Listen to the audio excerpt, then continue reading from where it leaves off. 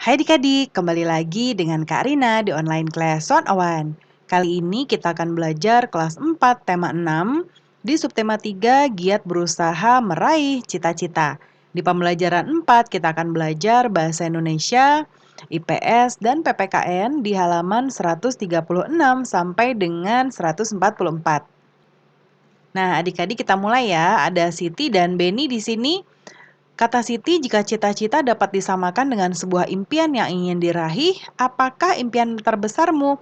Simaklah cerita tentang seseorang yang bermimpi besar dan kerja kerasnya untuk mewujudkannya. Judulnya Mimpi Seorang Laskar Pelangi. Ini adik-adik pasti udah pernah dengar ya. Ini namanya Andrea Hirata. Coba adik-adik baca, di pause dulu videonya atau baca dari buku juga boleh. Kita nanti langsung masuk ke diagram ya. Nah, diagramnya bisa adik-adik lihat di sebelah kanan.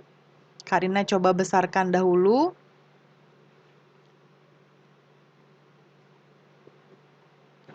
Nah, seperti ini ya. Ini dia. Nah, jadi di diagram ini halangan yang dihadapi adalah bersekolah di bangunan yang hampir roboh, kemudian anak seorang pegawai rendahan, lalu jarak dari rumah ke sekolahan sangat jauh yaitu 30 kilometer. Kemudian berikutnya cita-citanya yaitu bersekolah di Perancis, ya.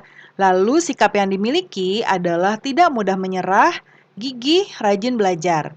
Usaha yang dilakukan memiliki motivasi belajar, menempuh jarak 30 kilometer untuk menimba ilmu, mengejar mimpi dan cita-cita yang sangat mustahil, ya.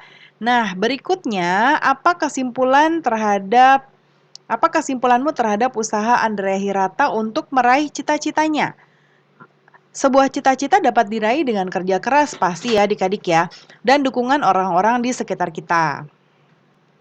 Kemudian berikutnya kita lihat ada puisi judulnya Laskar Pelangi. Ini sebetulnya lagu ya karya Niji, namun nanti adik-adik boleh baca ini sebagai puisi ya. Nah, berikutnya kita diminta untuk menuliskan apa makna puisinya. Ya, lalu membuat jedanya. Kita lihat di sebelah kanan, makna puisinya adalah sebagai manusia yang ada di dunia ini, kita harus memiliki sebuah mimpi atau cita-cita. Dengan memiliki sebuah mimpi atau cita-cita, maka walaupun sesulit apapun keadaan di dunia ini, kita pasti tetap bisa bertahan untuk terus hidup di dunia ini. Nah, untuk jedanya bisa adik-adik lihat di sini. Ya, di pause dulu lalu ditandai garis miringnya ada 1 atau 2 di sini ya. Oke, kemudian sekarang kita ke yang berikutnya. Nah, ini ada peta, adik-adik peta persebaran sumber daya bahan tambang.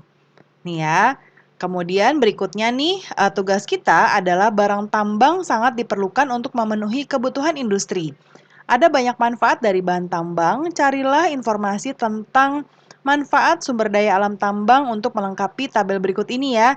Kita coba lihat di sebelah kanan, sudah Karina buatkan. Ini kita besarkan dahulu. Nah, coba kita lihat yang pertama. Ada minyak bumi, ya. Di sini minyak buminya, manfaatnya yaitu sebagai bahan bakar, sumber gas cair, bahan industri kimia, sumber produksi polimer atau plastik, dan produksi bahan serat. Lalu ada batu bara, pembangkit tenaga uap, ya, pembangkit listrik tenaga uap, pembangkit listrik tenaga gas, industri metalurgi atau industri baja, kemudian bahan bakar rumah tangga, dan bahan industri kimia. Lalu nikel.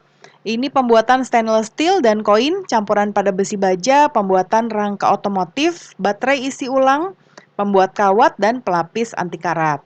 Lalu ada timah, dia sebagai lapisan produk baja, penyambungan logam dengan solder, menjadi komponen pasta gigi, sebagai komponen industri otomotif, dan sebagai bahan produksi kaca. Lalu ada emas juga, sebagai perhiasan, konduktor dalam smartphone, kemudian pemantul radiasi sinar matahari dalam kaca, lalu mengisi tambalan gigi, dan sebagai pelapis bangunan. Ada perak sebagai perhiasan selain emas, sebagai investasi, ornamen dan hiasan, sebagai peralatan makan, penghantar listrik, dan pengganti kawat tembaga.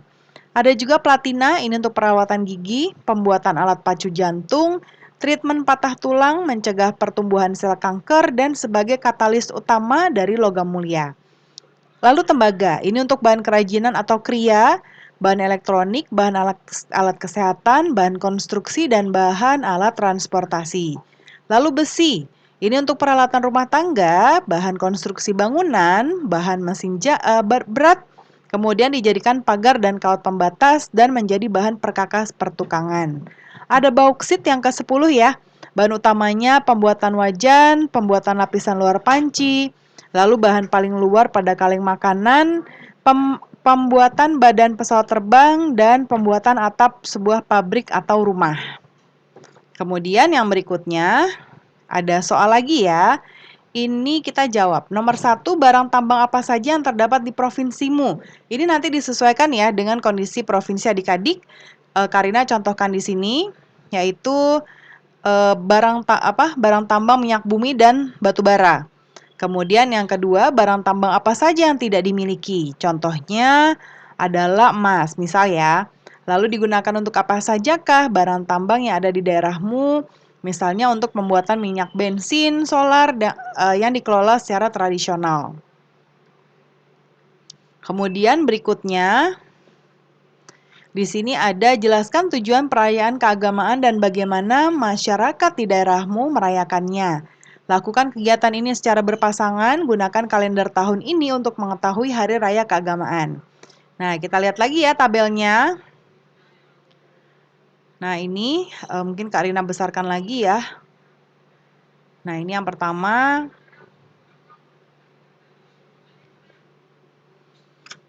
Kak Rina buat beberapa contoh. Ada agama Islam, ada Idul Fitri, nanti adik-adik boleh pause dulu untuk mencatat ya.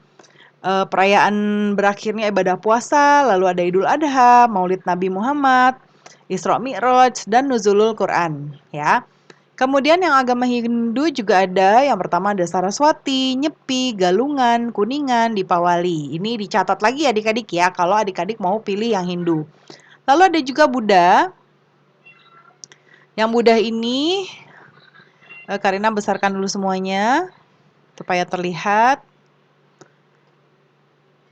Nah, yang Buddha ada Waisak, ada Maga Puja, Asada Puja, Katina, Ulambana. Nanti dicatat yang sebelah kanan ya. Kemudian Konghucu, ada tahun baru Imlek ya, kemudian Cap Gomeh, Cengbeng, Pehcun, sembayang Tiongchu. Ya, kemudian Katolik juga ada Natal, Epifani, kemudian Rabu Abu, Minggu Palem, dan Jumat Agung. Lalu yang Protestan ini, yang Protestan juga ada yaitu Hari Raya Paskah, Hari Raya Pentakosta, Hari Raya Ekaristi, kemudian kenaikan Yesus Kristus, dan Hari Raya Natal.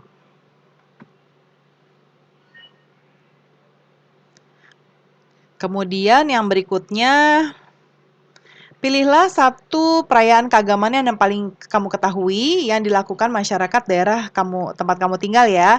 Lalu tuliskan penjelasannya di sini. Ada tujuan perayaan, sejarah singkat, dan cara masyarakat merayakannya. Karina buat Idul Fitri ya.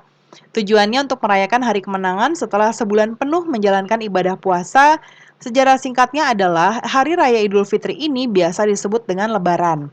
Lebaran ini untuk pertama kali dijalani umat Islam terjadi pada tahun kedua Hijriah. Perayaan Idul Fitri sebenarnya bertepatan dengan kemenangan kaum muslimin pada Perang Badar yang terjadi 17 Ramadan 2 Hijriah. Cara